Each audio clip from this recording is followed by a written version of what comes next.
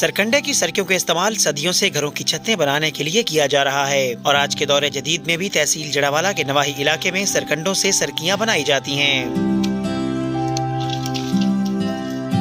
जंगलात से सरकंडों को काट कर लाना, फिर उनकी सफाई करना और बादशाह सड़कियां तैयार करना एक मेहनत तलब और मुहारत का काम है।